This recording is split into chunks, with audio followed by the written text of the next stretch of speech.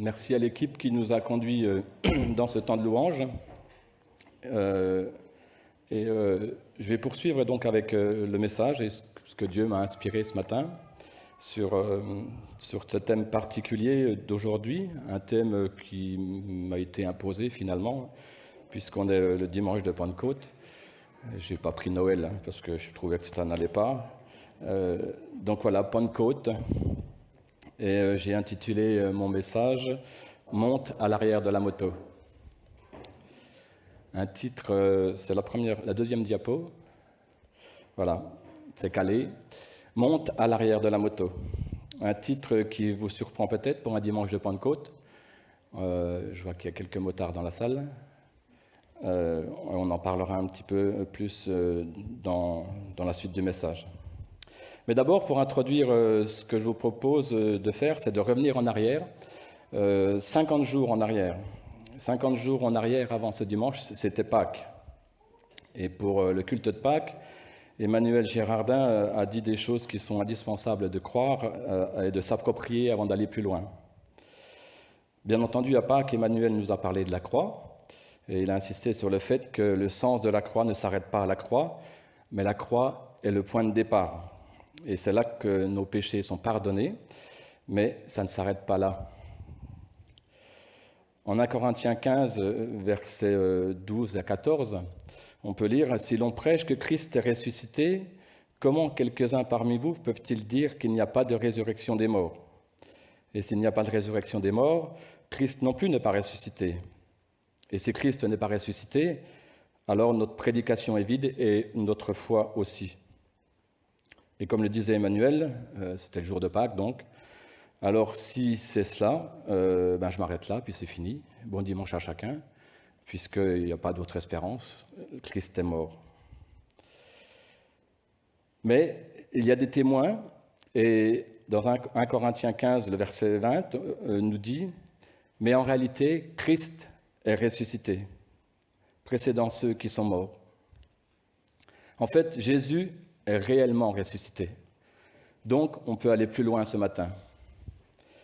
Mais il faut passer par cette croix, passer par la croix de Jésus et ensuite aller plus loin. Qu'est-ce que nous donne la puissance de la parole de Dieu à ma foi? C'est la résurrection de Jésus. S'il n'y a pas cette résurrection, si on ne croit pas à cette résurrection, il manque déjà quelque chose pour aller plus loin. Et Pentecôte n'a de sens que parce que Jésus est sorti du tombeau, parce que Christ est ressuscité. Alors, parler de Pentecôte, qu'est-ce que Pentecôte? Tout d'abord, quelques généralités. Vous connaissez peut-être déjà la majorité des informations qu'on va partager ce matin. Peut-être que vous êtes là aussi nouveau, vous êtes de passage, vous découvrez ce lieu. Je pense que si on questionne les gens dans la rue, peu de monde va donner une bonne réponse à la définition de Pentecôte.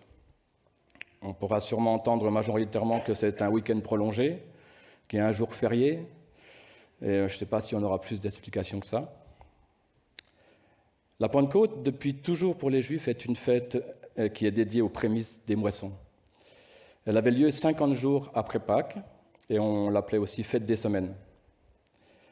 Et cette fête correspond également à la commémoration du don des 10 commandements au mont Sinaï. Donc c'est vraiment une fête importante pour les Juifs encore aujourd'hui.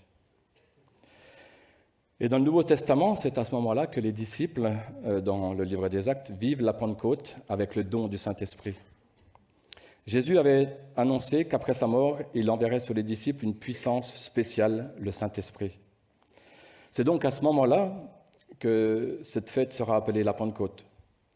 Et aujourd'hui, en parlant du week-end de Pentecôte, le lundi de Pentecôte, on parle plus du lundi de Pentecôte, du jour férié que du don du Saint-Esprit. Et encore moins de la fête des prémices des moissons. En tout cas, on est bien content d'avoir un week-end prolongé. Que croyons-nous? Qu'est-ce que nous croyons à propos du Saint-Esprit? Jean 14, verset 16-17 nous dit « Quant à moi, je prierai le Père », donc c'est Jésus qui parle, « Quant à moi, je prierai le Père et il vous donnera un autre défenseur, afin qu'il reste éternellement avec vous. L'Esprit de vérité que le monde ne peut pas accepter parce qu'il ne le voit pas et ne le connaît pas. Vous, vous le connaissez, car il reste avec vous et il sera en vous. À nouveau, le « en vous ». Jésus va rejoindre le Père, mais il ne veut pas nous laisser seuls. Après sa résurrection, après sa mort et sa résurrection, et avant son ascension, Jésus promet le Saint-Esprit à ses disciples. Cet esprit d'en haut est alors présenté comme un consolateur, mais aussi comme une puissance divine. Il sera une espèce de continuation de la présence de Christ sur terre. Le Saint-Esprit est également présenté comme la troisième personne de la Trinité, Père, Fils, Saint-Esprit. La puissance de Dieu est manifestée au travers des effets du Saint-Esprit dans la vie des croyants. Dans le livre Nouveau catéchisme pour la cité, il est dit à propos du Saint-Esprit « Nous croyons qu'il est Dieu, coéternel avec le Père et le Fils, et que Dieu l'accorde de manière irrévocable à tous ceux qui croient. » Il y a donc une condition pour recevoir le Saint-Esprit. Il faut être disposé à le recevoir, être ouvert à sa présence, car il ne force personne. On imagine assez facilement Dieu comme le Père, Jésus comme le Fils. Ça ne pose pas trop de problèmes, car ce sont des domaines de filiation qu'on vit tous les jours. On est inévitablement lié à des pères et des fils ici sur la terre. Mais considérer Dieu, Jésus, comme esprit, c'est une autre affaire. Éric Denimal écrit dans la Bible pour les nuls « L'esprit est souvent associé au souffle de Dieu. Il est une puissance invisible, discernable seulement par ses effets. Il apporte aux croyants une autre dimension. » Et lorsque Jésus tente d'expliquer son action sur l'homme, il prend l'image du vent dans Jean 3, verset 8. « Le vent souffle où il veut et tu entends le bruit. Mais tu ne sais d'où il vient, ni où il va. Il en va ainsi de tout homme qui est né de l'Esprit. » Troisième personne de la Trinité, une personne égale au Père, égale au Fils, partageant la gloire et l'honneur du Dieu trinitaire. Dieu, Fils et Saint-Esprit. Le Saint-Esprit, c'est Dieu qui agit lui-même directement en nous et en nous donnant son esprit. Dieu ne nous donne rien moins que lui-même. L'Esprit peut se révéler à tous, mais surtout à ceux qui cherchent Dieu. L'Esprit, tout comme le Père et le Fils, développe une relation avec tous ceux qui croient, et l'Esprit demeure en eux. Dieu se donne lui-même dans l'Esprit. Nous partons, Céline et moi, nous sommes partis, Céline et moi, quelques jours la semaine dernière en moto.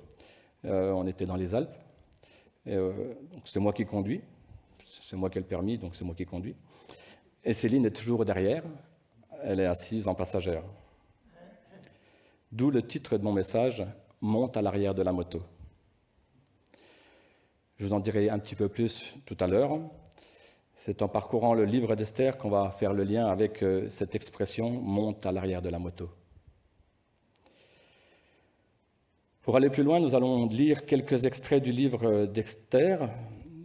On n'a pas le temps de tout lire, mais je vous invite à vraiment lire l'histoire tout entière. C'est une histoire qui est assez accrocheuse. On y trouve un drame, des drames, pouvoir, histoire d'amour, intrigue, une vraie série télé, quoi. On pourrait y trouver cette histoire dans Dallas ou Amour, gloire et beauté, vous savez, les séries interminables. Le livre d'Esther est un peu comme cela. Il y a plein de rebondissements. L'histoire se déroule essentiellement au palais du roi Assuérus, au palais du roi Assuse, en Perse. Le peuple juif a été déporté en partie dans cette région il y a plus de 100 ans déjà. Esther et son cousin Mardochée font partie de cette lignée de juifs déportés. À cette époque, Vasthi était reine Et la reine refuse d'obéir à un ordre du roi Assuérus, et ça entraîne donc sa destitution. La personnalité et la beauté d'Esther marquent suffisamment le roi pour qu'il la proclame reine à la place de Vasthi. Entre-temps, Mardochée, le cousin d'Esther, donc juif lui aussi, est devenu un fonctionnaire gouvernemental. Un jour, il réussit à déjouer un complot contre le roi Assuérus. Esther 2, versets 21 et 23. À ce moment-là, Mardochée était assis à la porte du roi. Bigtan et Teresh, deux eunuques du roi qui avaient la garde de l'entrée, eurent un mouvement d'irritation et cherchaient à porter la main contre le roi Assuérus. Mardochée en fut informé et le révéla à la reine Esther, qui parla de sa part au roi. L'information fut vérifiée et confirmée, de sorte que les deux eunuques furent pendus à une potence. Tout cela fut enregistré par écrit dans les annales en présence du roi. Tout cela fut enregistré par écrit dans les annales en présence du roi. Retenez bien cette phrase.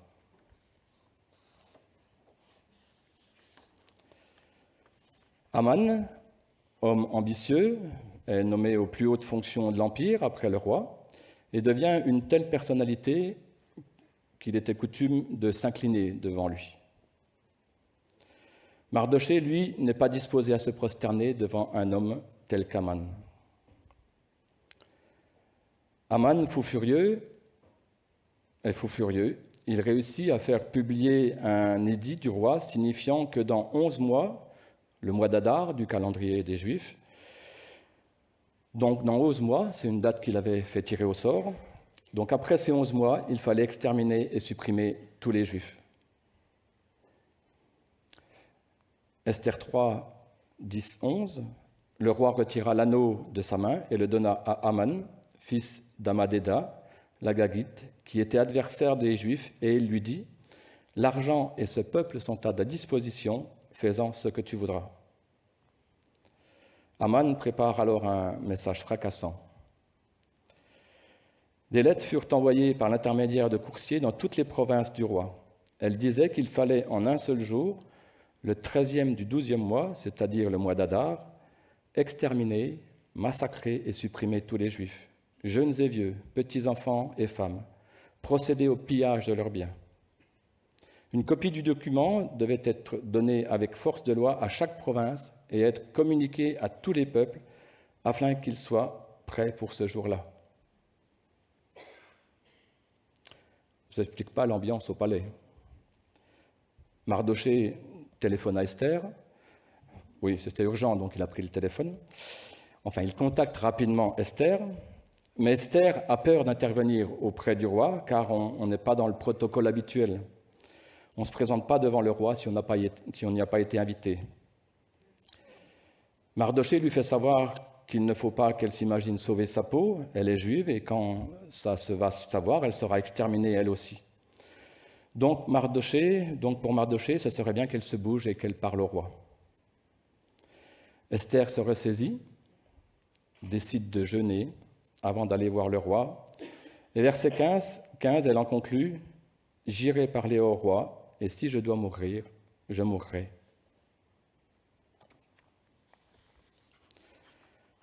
Souvenez-vous de la phrase « Tout cela fut enregistré par écrit dans les annales en présence du roi ». C'est lorsque Mardochée fait capoter le coup d'État. Cette nuit-là, une certaine nuit, le roi ne parvint pas à trouver le sommeil. Eh bien, cette nuit-là, il demande à ce qu'on lui lise les annales. Drôle d'occupation. Et il s'aperçoit que Mardochée n'a jamais été remercié quand il a dénoncé le coup d'État qui se préparait contre lui. Aman, qu'il a justement sous la main, est désigné pour rendre les honneurs à Mardochée. 2 fois le hasard. Le roi demande à lire les annales, et ensuite Aman qui passe par là, à hasard de Dieu. Alors, donc, Aman est désigné pour rendre les honneurs à Mardochée. Après ce gros moment de honte pour Aman, Dépité, il rentre chez lui. Ça commence à sentir le roussi pour lui. Esther 6, on continue un peu le récit d'Esther. Mardochée retourna ensuite à la porte du roi, tandis qu'Aman s'empressait de rentrer chez lui dans une attitude de deuil et la tête couverte. Lorsqu'il exposa point par point à sa femme Zeresh et à tous ses amis tout ce qui lui était arrivé, ses conseillers et sa femme lui dirent : « Si ce Mardochée devant lequel tu as entamé la déchéance est un juif, tu ne pourras rien faire contre lui. Tu ne pourras que perdre la partie contre lui. »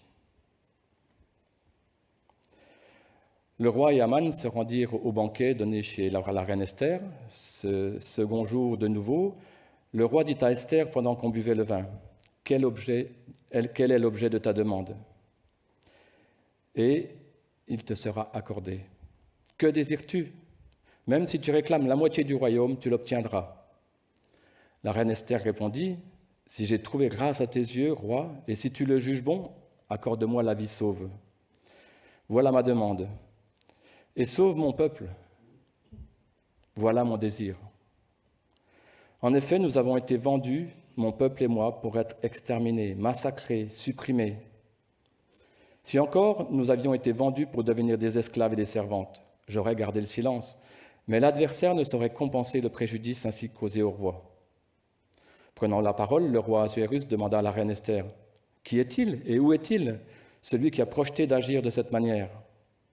Esther répondit : « L'homme qui est notre adversaire, notre ennemi, c'est Aman, le misérable que voici. » Aman trembla de terreur devant le roi et devant la reine. Alors, on pendit Aman à la potence qu'il avait préparée pour Mardochée, et la colère du roi s'apaisa.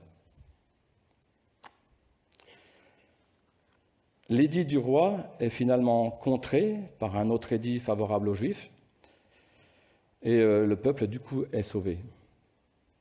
Quelle aventure! Je ne vous avais pas menti, c'est palpitant. On pourrait en faire un film. Première idée, la force, quand un vent contraire nous menace.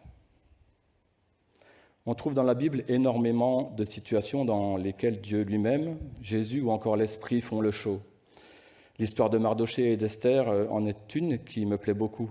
Tout semble ficelé, le décret d'extermination des Juifs est paru. Dans 11 mois, le peuple de Mardochée sera exterminé. Emmanuel Girardin a déjà cité le livre d'Esther il y a 3 semaines pour parler de la colère d'Aman, des décisions que l'on peut prendre sous l'effet de la colère, dans la précipitation. C'était le cas d'Aman et d'Assuérus. Second, après le roi Assuérus, on a vu qu'Aman a mal fini puisqu'il meurt dans son propre piège, alors que son plan semblait bien solide et bien pensé. Il avait presque réussi à exterminer les Juifs. Dans ce livre d'Esther, on voit un scénario digne de la série L'Agence Touriste. Je ne sais pas si vous connaissez cette série. C'est une série des années 80.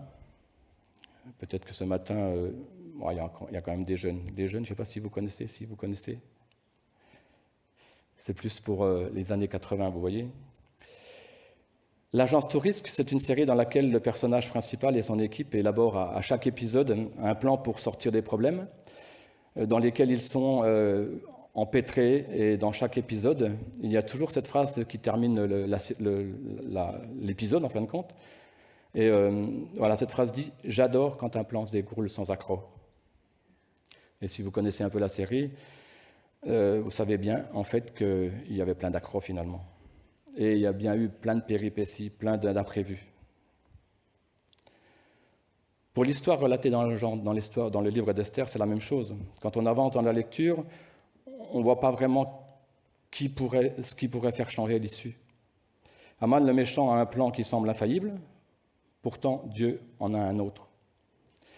Et il va utiliser Mardochée et Esther qui vont prendre des décisions difficiles pour sortir de leurs problèmes. Et on va voir que la condition de la réussite du plan passe par une pleine confiance en Dieu. Au final, Mardochée pourrait dire à la fin de ce livre J'adore quand un plan se déroule sans accroc. Lee Strobel, donc je me suis inspiré de ce livre pour ce temps de partage. Lee Strobel, dans son livre « 13 paroles provocatrices de Dieu », dit « Dieu le Tout-Puissant ne se contente pas de stocker sa puissance. Au contraire, il aime communiquer sa force à ceux qu'il a créés, et c'est une bonne chose, car le résultat est la paix quand la panique nous guette, l'endurance comme nous sommes avides, et le courage quand la peur nous assaille. Voilà l'Esprit de Dieu en action. Le Saint-Esprit nous convainc de péché, nous réconforte, nous guide, nous accorde des dons spirituels, le désir d'obéir à Dieu. Il nous rend capables de comprendre la parole de Dieu, de prier. L'Esprit me donne la force et il me guide. C'est Dieu qui agit lui-même en moi, en nous. Et si Dieu agit en moi, alors on pourrait y voir une des caractéristiques de l'Esprit, comme dans cette pub des années 80. Vous savez, une barre de chocolaté. Salut, j'ai 8 secondes pour vous dire que la parole Ovaltine, c'est de la dynamique. Eh oui, l'Esprit de Dieu, c'est de la dynamique. Comme l'Esprit qui donne aussi de l'énergie, encourage et console, cette barre donnait de l'énergie. L'Esprit agit comme il veut, oui, où il veut, et il est vraiment notion de puissance. Avez-vous vu que Dieu a placé Esther sur le trône il y a plusieurs années avant que les Juifs n'aient à affronter la menace de leur extermination? Ainsi, au moment de l'épreuve, quelqu'un sera en mesure d'intervenir. Esther a peur, car ça ne se fait pas d'aller au-devant du roi sans y être invitée, et si elle fait cela, elle prend un énorme risque. Alors elle demande à ce que les Juifs qui sont à Suse jeûnent, et elle se prépare donc avant d'aller au-devant du roi. Esther n'y va pas la fleur au fusil, mais elle part avec confiance. Nous avons nous aussi besoin de la puissance de Dieu pour nous aider à traverser des temps difficiles, car c'est inévitable. Tôt ou tard, nous allons traverser des moments douloureux, une maladie grave, la perte d'un proche. Et, en tout cas pour ma part, mais certainement pour vous, nous ne sommes pas immunisés contre ces moments douloureux. À chaque fois, c'est douloureux. Monte à l'arrière de la moto, je conduis, dit Dieu. Je pense que peu d'entre vous ont réellement eu l'occasion d'être à cette place dans leur vie, être à l'arrière d'une moto, être le passager. Céline vous dira que ce n'est pas de tourpeau, encore que des fois elle dort. Elle a donc une confiance aveugle en moi.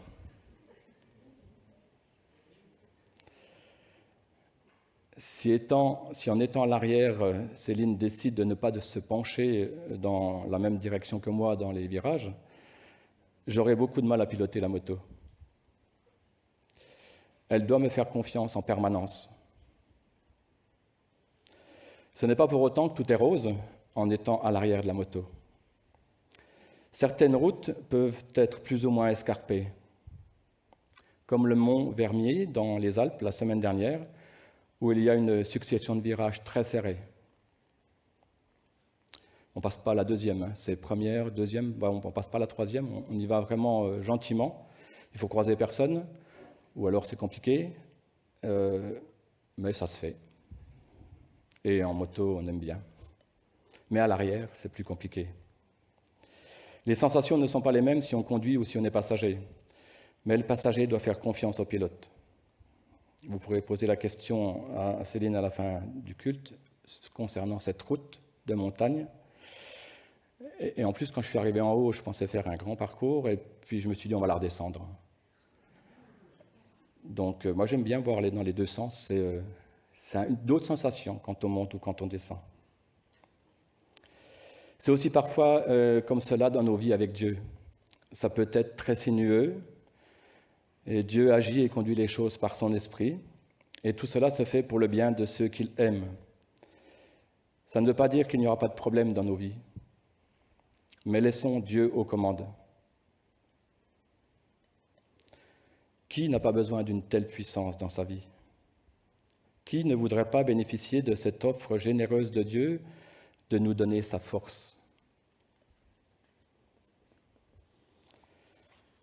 Jésus dit, Jean 16, verset 33, « Je vous ai dit ces choses afin que vous ayez la paix en moi.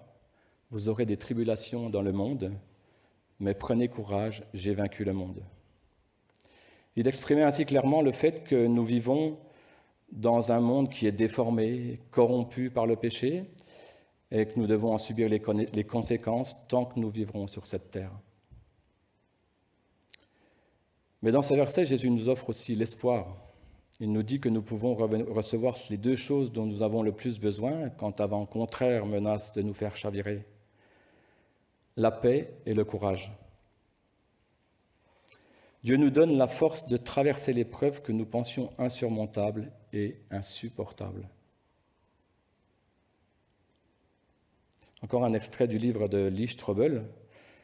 Quand nous devons traverser la vallée la plus profonde et la plus lugubre, la conclusion est que si Dieu ne la traverse pas avec nous, alors on n'arrive pas jusqu'à l'autre bord. En tout cas, pas en un seul morceau.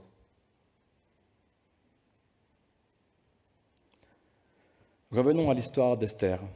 En tirant au sort avant de choisir le meilleur jour pour l'entrée en vigueur de son édit, Aman ignore qu'il fait le jeu de Dieu, car ce jour ainsi fixé laisse presque une année à Esther pour parler de la clémence et appeler le roi à la clémence. Dieu conduit les choses depuis longtemps.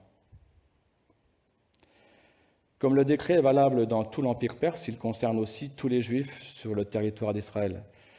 Et son application ferait totalement disparaître le peuple de Dieu. Et si donc le peuple de Dieu disparaît, cela empêcherait l'envoi du Fils de Dieu sur la terre comme le Messie. Or, les plans divins ne peuvent être contrés. Dieu conduit les choses depuis longtemps. Et si Aman l'avait su, il était donc sûr d'échouer. Aman est donc condamné à échouer. Son plan n'ira pas à son terme. Et même sa femme le mettait en garde contre cela. Si ce Mardochée devant lequel tu as entamé ta déchéance est un juif, tu ne pourras rien faire contre lui, tu ne pourras que perdre la partie contre lui. Deuxième idée sur ce texte, la force quand la tentation frappe à notre porte. Esther aurait pu vivre de luxe, de gloire, elle avait déjà la beauté, et ne pas se préoccuper des autres. Elle aurait pu être épargnée peut-être parce qu'elle était reine. Elle prend quand même le risque de tout perdre pour une poignée de gens qu'elle connaissait. Elle était à Suse, elle connaît Mardochée, et puis un peu plus largement la famille, peut-être des amis, certainement, mais certainement pas l'ensemble du peuple qui est réparti dans tout l'Empire. Pourtant, elle résiste à cette tentation de gloire et beauté. Elle aurait pu faire de la télé, peut-être même. Et elle permet, donc, en prenant cette décision, de conduire vers cette grande victoire. Toutes sortes de tentations essaient de nous séduire chaque jour. Il était écrit sur un autocollant, sur un pare-choc, je ne sais pas où il est, mais en tout cas, c'est ce que j'ai relevé dans un livre. Donc, sur cet autocollant, il était écrit « Ne m'induis pas en tentation, je suis assez grand pour le faire moi-même. » On a vite fait de klaxonner. Hein. Et c'est vrai qu'on n'a pas besoin d'être poussé dans cette voie. Même en étant disciple de Jésus, les tentations sont toujours là. Pire encore, mon opinion initiale quant à l'attitude de Dieu face aux tentations était tout à fait erronée. Je voyais Dieu comme ces maîtres qui placent un collier étrangleur à leurs chiens. J'imaginais Dieu me tenant en laisse, me mettant au défi de succomber à la tentation pour avoir le plaisir de me tirer brutalement en arrière d'un coup de laisse. C'est ainsi que je me sentais intimidé et solitaire. Jésus est de mon côté et il n'est pas du tout comme cela. La Bible nous dit, Hébreux 4, verset 15, « Nous n'avons pas un souverain sacrificateur qui ne puisse compatir à nos faiblesses. Au contraire, il a été tenté comme nous, en toutes choses, sans commettre de péché. » Il est plus facile de parler à quelqu'un qui est déjà passé par là. Alors quand je parle avec Jésus de mes tentations, il ne tire pas sur la laisse pour m'étrangler. Mais il peut dire, « Je sais, crois-moi, je te comprends, mais laisse-moi t'aider. » Dieu qui est fidèle ne permettra pas que vous soyez tentés au-delà de vos forces. Mais avec la tentation, il préparera aussi le chemin d'en sortir, afin que vous puissiez la supporter. Ne m'induis pas en tentation, je suis assez grand pour le faire moi-même.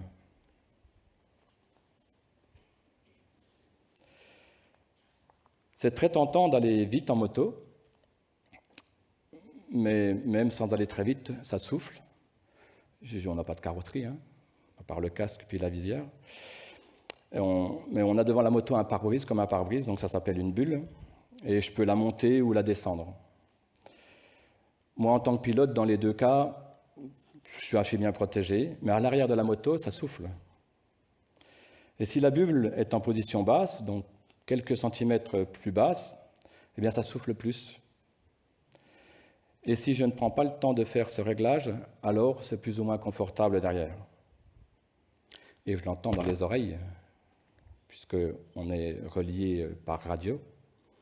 Et donc, c'est soit la tape sur l'épaule, ou surtout dans les oreilles, ça souffle, tu vas trop vite. Il nous faut prendre le temps de nous préparer pour un voyage, comme pour prendre une décision.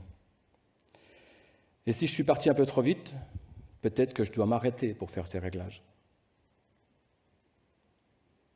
Esther a pris le temps de jeûner, de prier. Il nous faut aussi prendre ce temps de jeûner, de prier avant de foncer. Et puis encore autre chose, il ne faut pas trop regarder son nombril. Esther a regardé plus loin que le palais, plus loin que les paillettes. Et à l'arrière de la moto, si le passager, ou même le pilote, si on regarde que la route, comme vous faites quand on fait du vélo, si on regarde la roue avant, on ne tient pas longtemps. Et donc, si à l'arrière de la moto, si en plus le passager veut tenir le guidon, d'abord c'est compliqué, mais c'est surtout pas son boulot. Et donc, si à l'arrière de la moto, tu regardes la route, tu regardes les virages, tu regardes peut-être la vallée, c'est pas confortable. Si tu prends peur, si tu ne regardes pas au loin, si tu ne regardes pas les paysages, les marmottes, le ciel, alors ça peut être déstabilisant d'être arrière de la moto. Mais si tu regardes plus loin, alors tu découvres d'autres choses. Tu vois des champs de marmottes, comme on a vu à certains endroits quand on est passé. Et là, tu vois le trajet différemment. Dieu veut nous donner la puissance qu'il nous faut, quand il faut, et quand le jour viendra, et quand on aura besoin de telle force.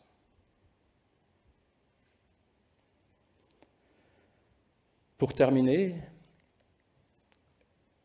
approchez-vous de Dieu et il se rapprochera de vous. Jacques 4, verset 8. Approchons-nous de Dieu pour que lui s'approche de nous et nous donne son Saint-Esprit.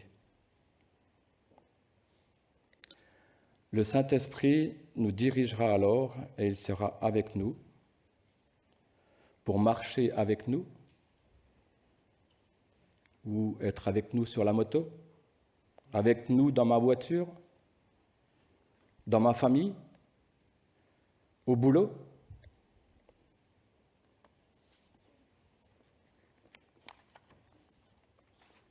J'invite le groupe à revenir. Dieu ne nous a pas donné un esprit de timidité, dit l'apôtre Paul, mais un esprit de force, d'amour et de maîtrise de soi.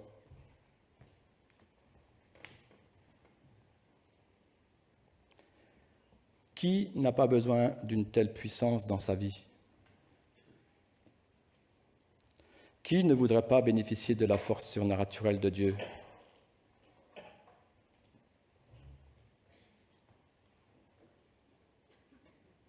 Comme dans ce livre d'Esther, Dieu prépare pour chacun de nous le lieu et les circonstances, et ensuite c'est à nous d'agir. C'est à nous d'entrer dans le plan, ou pas, mais le mieux c'est d'y rentrer. Alors monte à l'arrière de la moto et fais confiance à Dieu.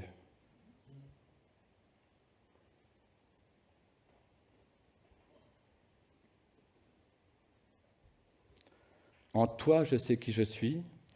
En toi, je sais qui je suis. Dieu me donne une identité. Ma dette est payée. Il est pour moi. Il n'est pas contre moi. Il veut conduire ma vie. On va reprendre ce chant qui dit ces paroles. Dieu me donne une identité. Ma dette est payée. Il est pour moi. Il n'est pas contre moi.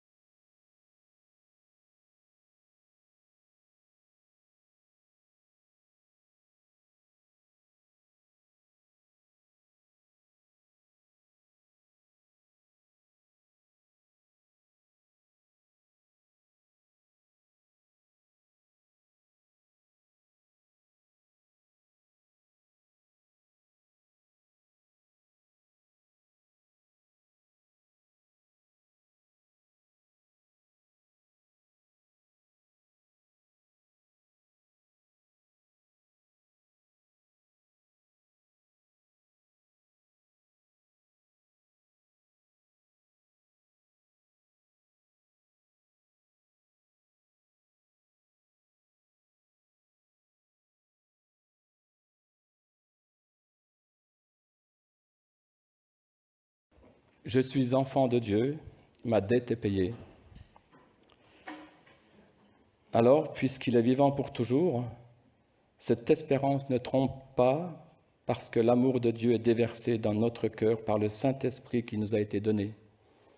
Et si l'Esprit de celui qui a ressuscité Jésus habite en vous, celui qui a ressuscité Christ rendra aussi la vie à votre corps mortel par son Esprit qui habite en vous. Amen. Bon dimanche, bonne semaine à chacun. Et prions les uns pour les autres. Si on est quelques anciens à être là, quelques pasteurs à être là, vous pouvez venir nous voir. Saluons-nous les uns les autres aussi. Et bon dimanche de Pentecôte, bonne fin de week-end de Pentecôte, bonne semaine.